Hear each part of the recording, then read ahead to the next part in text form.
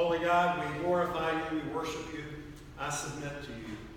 I submit my thoughts, my words, my deeds, my attitudes, my intentions, my expectations, my motives. I abandon myself into your hands, and I humbly ask that the words of my mouth and the meditations of all of our hearts will be acceptable in your sight, for you are our rock and our Redeemer. Amen. Today, we are finishing up our series on Me Strong. Me Strong, Deland, that 5K held on January 28th, which about 50 of us participated in. Also, my first attempt at a 5K. If you think that this sermon series was about that 5-kilometer race or a sprint, or really any kind of physical race, you know by now that it's not. That we're talking about that marathon, if you will, that begins here on earth and extends into eternity. The marathon of a life well lived in relationship with Jesus Christ. A life that endures. A couple things I noticed this week in advertisements for tonight's Academy Awards. Jimmy Kimmel was exalting the Academy Awards as the most highest form of human achievement in the history of humanity. Now I know he was saying that tongue-in-cheek, and sometimes it's hard to tell the way we pursue things that are here today and gone tomorrow. And much like Olympic gold medals and other prizes, you also see Academy Awards being sold on eBay and in other ways from time to time. So it's obvious that their value also has diminished to the holder. Such are worldly things. And I was also struck last week before the NBA All-Star game started. Now granted, I was channel surfing, and I always know when one channel surfs, you don't really get the full context of what's going on. But I happened to click over right as a young man from Louisiana was playing the piano and singing the national anthem. And his playing was amazing. But a couple times during the national anthem, the cameras inside the arena panned through the crowd and landed on certain celebrities. And in the middle of the national anthem, people began to cheer for these celebrities. It was shocking to me. Shocking to me. Such is the world in which we live. There's so much emphasis on things that are here today and gone tomorrow. Famous people that we may not know anything about in just a few years. The race we're talking about today is that race, that relationship with Jesus. And we're using verses from the 12th chapter that, as Mark read them, I'm sure you were familiar with some of them. We usually hear those verses at least annually near All Saints' Day, the beginning of November, as we remember the heroes of the faith that have gone on before us, and particularly those heroes of the faith that have impacted our walks with Christ, perhaps have led us to Christ or trained us how to become and how to be a Christian. That's what we usually use these verses from in chapter 12, which is certainly contextual and certainly a good thing.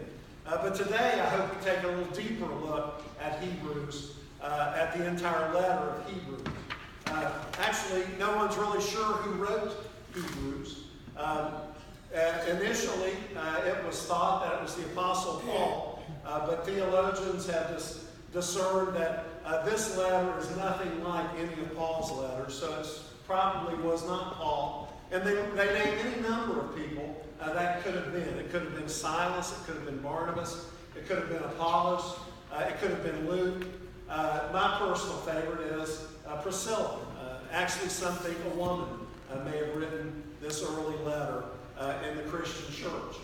It's called the letter to the Hebrews, but there's no greeting, there's no salutation, there's no real address to anyone in particular in the letter.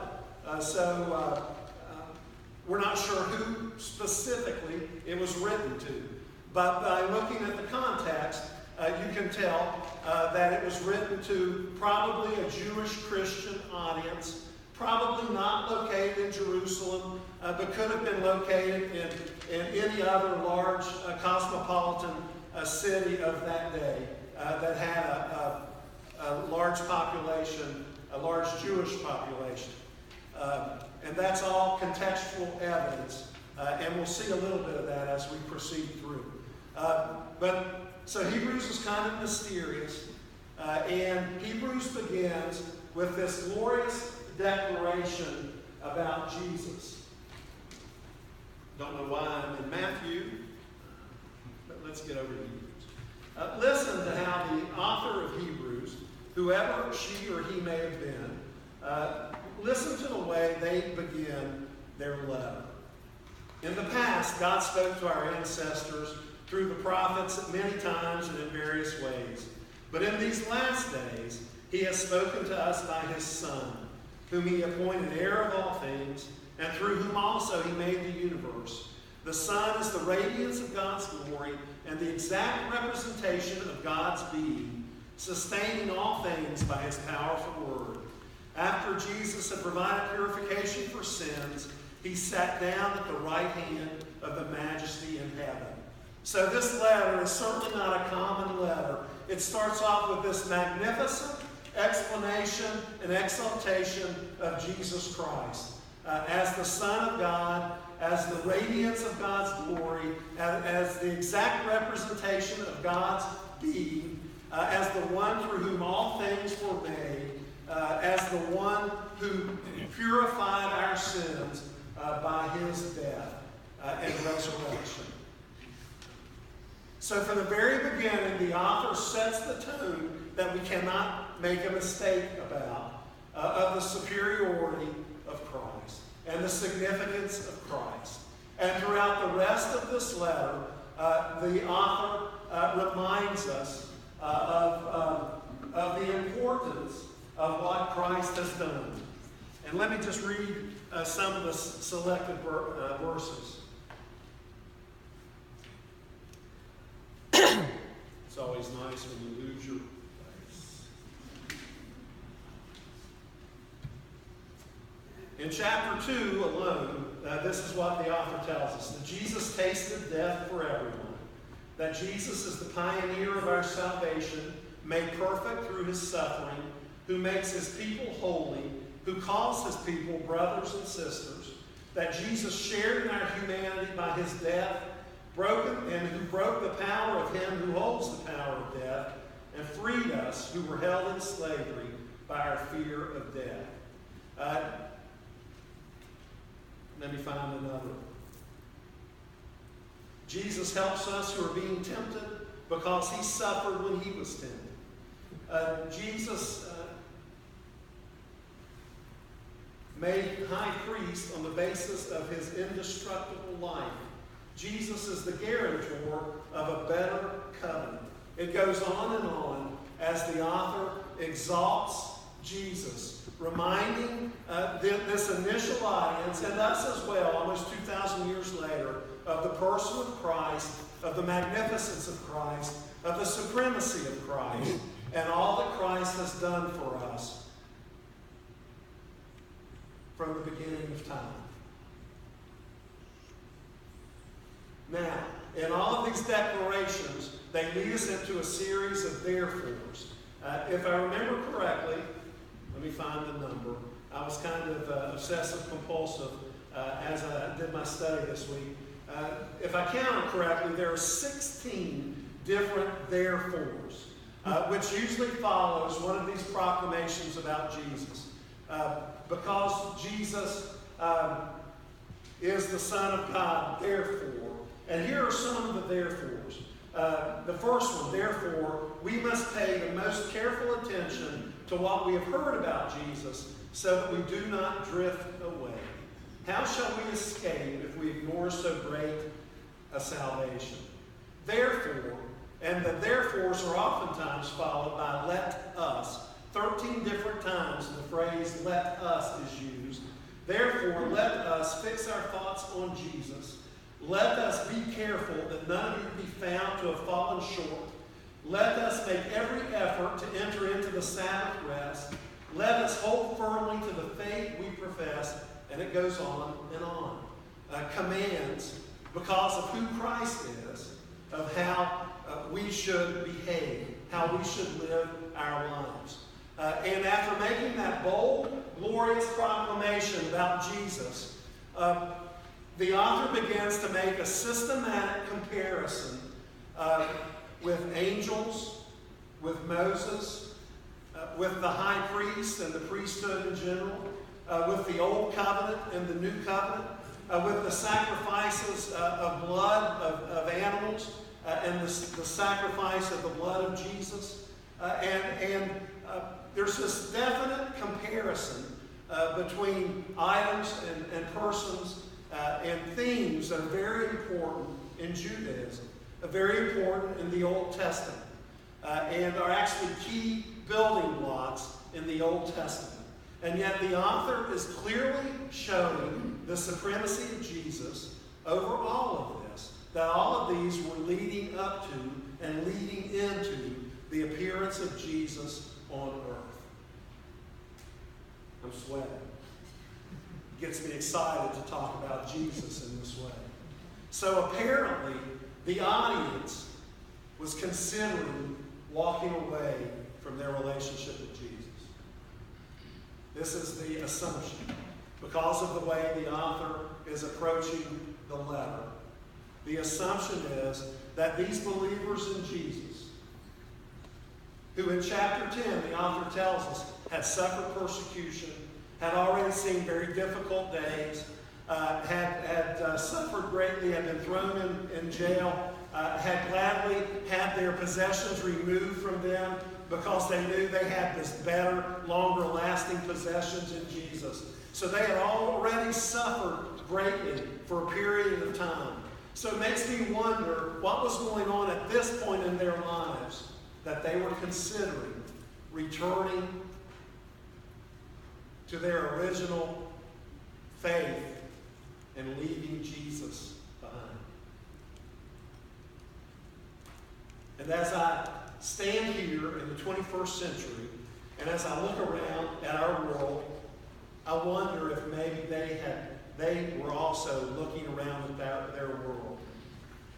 Several decades after the death and resurrection of Jesus, and they didn't see much changing. They still saw people hurting and people suffering and people turning their backs on God. And they saw the blame that they were receiving. I wonder if they were just getting tired and maybe wanted to return to a simpler time when the pressure wasn't on them. You know, if we look around us today, we see many of the same issues, don't we? We still see people suffering. We still see people in poverty. We still see people being mistreated. We still see people turning their backs on God and ruining their lives. We still see the church misrepresenting herself and being misrepresented. We certainly have done a lot of damage to ourselves over the years by the way we've behaved, by the things we've said. And far too often we are accused of being people of hate rather than people of love. And as we saw in the last couple of weeks, we are to be marked as the followers of Jesus as people of love. We are to be united as people of love, who love God with all of our heart, soul, strength, and mind, and who love our neighbors. Neighbor defined as anybody who needs help. Love our neighbors as ourselves. It's certainly a frustrating time. But maybe it's always been a frustrating time. But as the author leads us through this letter, we arrive at chapter 11. And faith is described for us in chapter 11, verse 1. Now, faith is being sure of what we hope for and certain of what we do not see. And then beginning with the very earliest pages of Scripture, with Abel and Enoch and Noah and Abraham and Sarah and Moses, all the way the Old Testament pretty much. We are given those heroes of the faith, those examples of people who, because they trusted God, because they believed God, without really seeing anything at the end result, by faith, they obeyed. And in Hebrews 11, by faith, that phrase is used 23 times. And then faith is used numerous other times in that chapter as well. So that chapter, the heroes of the faith, leads us directly into, therefore, being surrounded by such a great cloud of witnesses. Another therefore. One of my favorite therefores. We are to throw off anything that distracts us. Steve White read from the Common English Bible this morning, and it was baggage. Any baggage that we carry that slows us down, that distracts us, that trips us up. We're to throw off everything that tries to distract us from running the race. We are to get rid of anything that tries to entangle us, any sin. And we are to run with perseverance the race set before us. Now, I think this is key. And we are to keep our eyes fixed on Jesus. Because you know what? When we begin to look elsewhere, that's when doubts come in. That's when confusion comes in. That's when comparisons come in. That's when we start getting distracted and are not the church that God has called and created us to be. And the solution to that is to keep our eyes fixed on Jesus. The one who has never betrayed us. The one who has never hurt us. The one who has never abandoned us. Now, you know, we human beings are prone to do that to each other. We're prone to betray each other, to turn our backs on each other, looking out for our own interests, but not Jesus.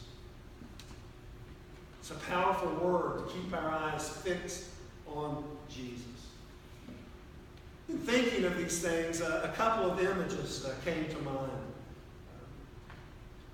Lately, with the Easter seals situation, and they've been looking at the parking lot down on the preschool end. I was getting ready to go over there, but that's not it, right? Where is it? This way. There. They have located what's been labeled the historic tree. And when you go out there, I mean, we have that big sycamore tree right in the middle, but that's not the tree. And I couldn't figure out which was the historic tree. And I asked, is the historic based on its age, its size, or some famous event that happened near it? We're thinking of George Washington cutting down the cherry tree. That was a historic tree. But there's none of that in our parking lot. Turns out it's a 16-inch tree. I don't know why it's been labeled historic. When I think of a historic tree, you know what I think of? The giant sequoias that can live, they know some are over than 3,000 years old. Can you imagine that? 3,000 years old. They grow approaching 300 feet in height and 26 feet in diameter. Massive. The largest living things on earth. The giant sequoia. Back in 2003, 2 of them fell together, leaving a gaping hole in the canopy of their redwood forest. And there hadn't been a particularly high wind or storm or any other reason they could determine that had caused these trees to fall. You know, oftentimes, recently, one of those famous trees fell, but it had been burned severely and had had a tunnel cut through it. And that weakens the tree, of course, and one of those fell. But there hadn't been a tree to fall like this since 1969. And it was more than almost 35 years. And when they began to investigate what had caused these massive trees to fall, the larger of the 2 trees, apparently the root system had been damaged. Now, it's interesting to me that these massive trees have very shallow root systems that actually connect them closely with each other, which provides great support. But the root systems are actually shallow, just a few feet under the surface of the earth. And it was determined that perhaps heavy foot traffic of people walking around the tree, gawking, oh, wow, that by walking around the tree, they damaged the root systems, which kept water and oxygen and other nutrients from the tree. And it weakened the root system. And one night, one fell and took another one beside it with it. So as we talk about running the race, let's think about what kind of foot traffic may be keeping us in our spiritual lives and our relationships with Christ. What kind of foot traffic do we permit to distract us, to entangle our feet, to cause us to fall? Let us keep our eyes fixed on Jesus. Back on January 8th, I think it was, which was the day I started this sermon series, between services, I was in the office sending a prayer request from 8:30, Carolyn Hart. And somebody knocked on my door. And I turned around, and it was a man that I'd never seen before. And he had just walked into the church. And he kind of quizzed me on if I was a Christian. And I think I told him, well, I'm the pastor. And he says, well, are you a Christian? It's kind of sad, isn't it? But I think it's probably an important question sometimes. And I told him, yes, I was. But this man was approaching 90 years of age. He was from Melbourne. And he had driven over here to bring these little booklets, which are actually filled with famous old sermons. And he was just looking for Christians, sold-out Christians, to share these books with, to encourage them in their Christian walk. And this man was approaching 90, which I marvel at because he is finishing strong. And I'm proud to say that several of you in this room are 90 or older. And you continue to serve others. You continue to love others. You continue to be interested and involved in the affairs of this church and the affairs around you to proclaim Christ. So congratulations. Thank you for setting us that model. For the rest of us, how are we running the race? Are we going to finish strong? Let us pray. Holy God, I thank you for this powerful word from Hebrews. I thank you for the mystery writer. And I just thank you for the exaltation, Jesus, of yourself in this book. And I pray that you can help us to remember the message of Hebrews when life here on earth begins to get us down, when we get distracted, when we get disappointed, when we get disillusioned, when we get discouraged. Help us, Jesus, to turn our focus back on you, to throw off anything that is trying to distract us or trip us up, and to run with perseverance the race you set before us, the race that extends here and now into eternity by your great grace. Jesus, in your holy name we pray and trust. Amen.